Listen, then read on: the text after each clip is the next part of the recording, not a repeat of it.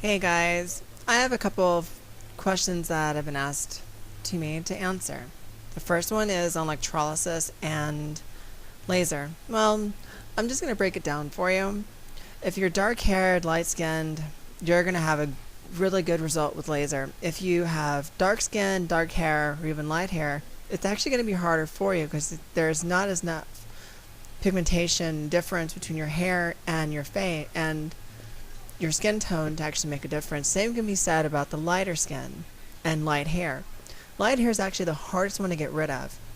But if you are a African American or just dark skinned like that, you can actually experience what's called blotching. That's where your skin pigmentation actually changes color. So be very wary of that if you're wanting to go and get laser done. For you guys, it's actually better to go and get electrolysis so you don't experience that. And that's just a bit of information that they won't tell you there. They're going to try to sell the product and say that everything's going to be okay. So just be warned on that. But for everyone else out there that has red hair, white hair, or blonde hair, my cat's getting in my lap, you guys have to be very, very careful. Because, truthfully, it's not going to change anything. Your hair is still going to be there. I've been going for 3 years now. I've had very little, if any, noticeable difference. And I'm actually switching to electrolysis. Electrolysis is truly the only true way to actually get rid of all the hair that you want. And now and that's really all to say on that subject. By the way, the cat's name is Layla.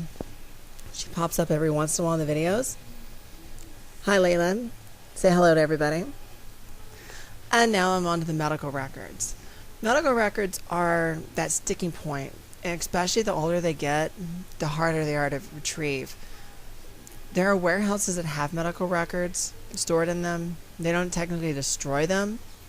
They just store them. And getting a hold of them is almost like pulling teeth. You either can get a hold of them quite easily, or you don't. And most of the time, when you're trying to get a hold of them, it's really almost impossible. I know that firsthand since I've been trying to get a hold of my birth records, and those are only 28 years old. And yet, even then, you have to think about it as this. They didn't have electronic filing back then. It was all done on paper. So, what could they do? They could put them in a box. And a lot of times when they put them away in a box, they don't think anyone's ever going to come for them, and they don't mark the box, or they marked them incorrectly. So tracing your records back are going to be extremely difficult, but it can be done. So don't get down on yourself if it doesn't happen. Each state has different protocols, so actually contact your state and go through the Board of Health and see what you can do about getting your old medical records. Or if you're not in the United States, go to your own country's representatives and see what they say. You can eventually get them, just it's going to take a long time and a lot of money in a lot of cases. But before I end this, there's one thing I wanted to talk about, and that's to all my friends out there that are doing DIY hormones. It is a very risky proposition. One of my friends recently actually found out that she had a blood clot and nearly killed her. And it's something that really scares me because she's only 29. She's a year older than me, and that happened to her.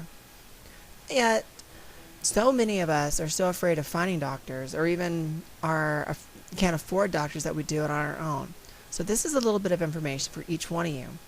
If you're doing DIY, you need to stay active. You can't be sitting around all day not doing anything, because that actually hardens your veins. So you need to get up and run around, have exercise and all that. Also, you need to get blood work done and get that through your doctor to say that you want normal blood work done or something, and do it that way, because you can actually have issues with your liver and other bodily organs, and you can actually have a problem where you can actually have lesions form. So be careful.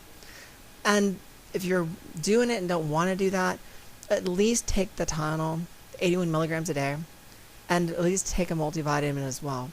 And that's just me saying to you guys, be careful with it. It is like playing with fire. The more you play with it, the more chances you have you can hurt yourself. So just be warned that it might not happen to you, but it might happen to someone you know. So just keep that in mind. And with that, I'm going to end and hope everyone's having a good day.